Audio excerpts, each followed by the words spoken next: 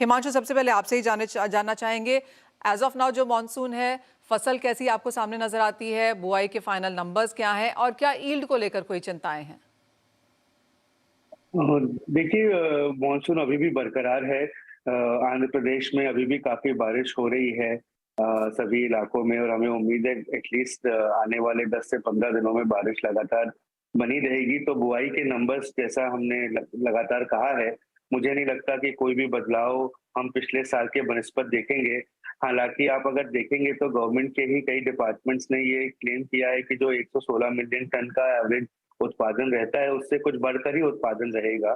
तो हम 128 से 130 मिलियन टन के आसपास का उत्पादन हम इस साल देख सकते हैं।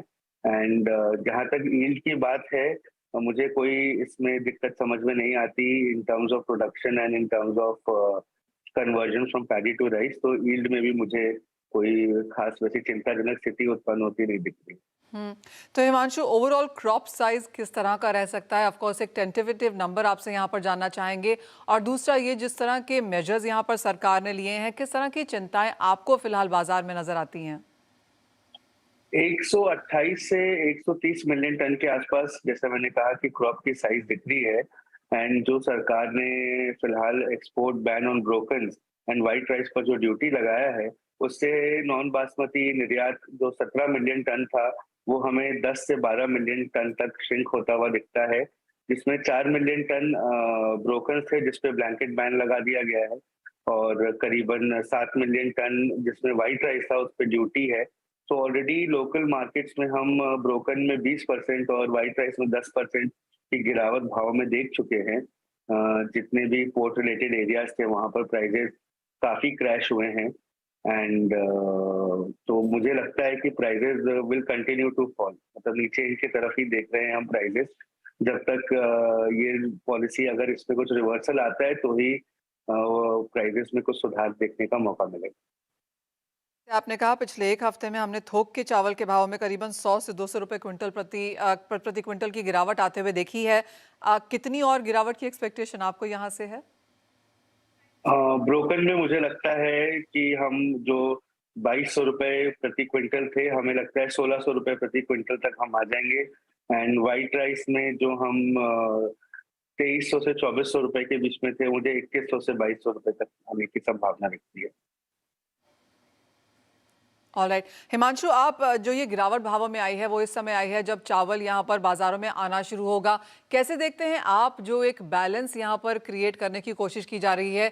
क्या कितना महत्वपूर्ण ये किसान के लिए है?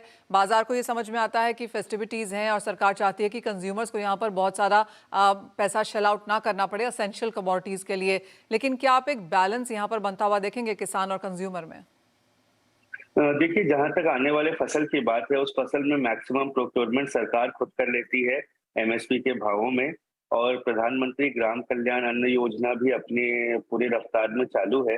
हालांकि वो 30 सितंबर तक ही है, उसके आगे एनरोल होने की उम्मीद नहीं जताई जाती है। बट क्योंकि गवर्नमेंट ने निर्यात बंद किया है, तो हम ये उम्मीद कर सकते हैं कि गवर्नमेंट इस स्कीम को आगे कंटिन्यू करेंगी, क्योंकि उनका प्रोक्योरमेंट बढ़ना पड़ेगा। वरना किसानों के ऊपर हम खरीफ में तो नहीं, बट रबी क्रॉप में काफी अच्छा खासा प्रेशर देखेंगे, क्योंकि रबी क्रॉप में एक्सपोर्ट का बहुत बड़ा सपोर्ट रहता था। आप पारबॉइल्ड राइस की बात करें या व्हाइट राइस की बात करें, तो उसके हम इम्पैक्ट रबी में ज्यादा देखेंगे। खरीफ में क्योंकि ज्यादा प्रोक्योरमेंट सरकार खुद कर लेती है, हम प्राइजेस के ऊपर उतना कोई खास दबाव नहीं देखेंगे हम। राइट। आपसे दो आंकड़े और लेना चाहेंगे हिमांशु। एक तो ये कि अब एक्सपोर्ट आपको कितना होता हुआ नजर आता है, जिस तरह की ड्यूटी है, कितना कॉम्पिटिटिव है हम अंतर्राष्ट्रीय बाजारों में जहां पर 20% की एक्सपोर्ट ड्यूटी लगी है? और दूसरा सवाल ये है कि फेस्टिवल डिमांड किस तरह की निकलता हुआ देखते हैं आप? क्या उन नंबर्स में भी कोई ग्रोथ एक्सपेक्टेशन है? एक्सपोर्ट जो हमने गैर बासमती का 1 करोड़ 70 लाख टन था, टोटल चावल का 2 करोड़ 10 लाख टन था। तो उसमें हम नॉन बासमती एक्सपोर्ट में 1 करोड़ 70 से मुझे लगता है हम 1 करोड़ 10 लाख या 1 करोड़ 20 लाख से ऊपर नहीं कर पाएंगे, क्योंकि काफी इसमें दिक्कतें आना चालू हो गई हैं। और उस पर भी डिपेंड करता है, जो हमने सरकार से निवेदन किया है कि जो एटलीस्ट पोर्ट पर माल है उसे निर्यात होने की अनुमति दी जाए, क्योंकि उस पे ऑलरेडी हमारे पास एलसीज हैं, हमारे कमिटमेंट्स हैं। तो वो भी एक बड़ा फैक्टर रहेगा। करीबन मेरा मानना है कि 7 से 8 लाख टन माल आज पोर्ट पर है। तो उम्मीद है कि सरकार हमें उस चीज़ पे रिलैक्सेशन देगी, हम वो निर्यात कर पाएँगे। तो 1 करोड़ 10 लाख से 1 करोड़ 20 लाख के आसपास। और आने वाले फेस्टिव मौसम में मुझे लगता है कि जो ये प्राइसेज़ में गिरावट आई है, उससे कंज्यूमर्स को राहत ज़रूर मिलेगी। ऑलराइट। तो यानी कि चावल में कुछ और राहत की एक्सपेक्टेशन है यहाँ पर इंडस्ट्री को। जहाँ तक प्राइसेस की बात है, यहाँ पर लगातार दबाव देखने को मिल सकता है। 2200 के स्तर 1600 के हो सकते हैं ब्रोकन राइस के लिए। और ओवरऑल हमने मुनाफा वसूली आते हुए देखी ही है चावल में। थोक बाजार में तो ऑलरेडी है, रिटेल में उसका ट्रांसफॉर्मेशन आने वाले 1-2 हफ्ते में बाजार एक्सपेक्ट कर रहा है। जहाँ तक फसल की बात है, वहाँ पर कोई चिंताएं नहीं है। माना यही जा रहा है कि पिछले साल जो फसल थी, ऑलमोस्ट उतना ही चावल पैडी की फसल हम इस बार भी होता हुआ देखेंगे। ये तो पूरी बात हुई पैडी एंड राइस की, लेकिन बात अब यहाँ पर खाने के तेलों की करेंगे, जहां पर भी अगर आप हाई से देखें तो ऑलमोस्ट 35 से 45% तक की गिरावट हम काफी हद तक खाने के तेलों में देख चुके हैं।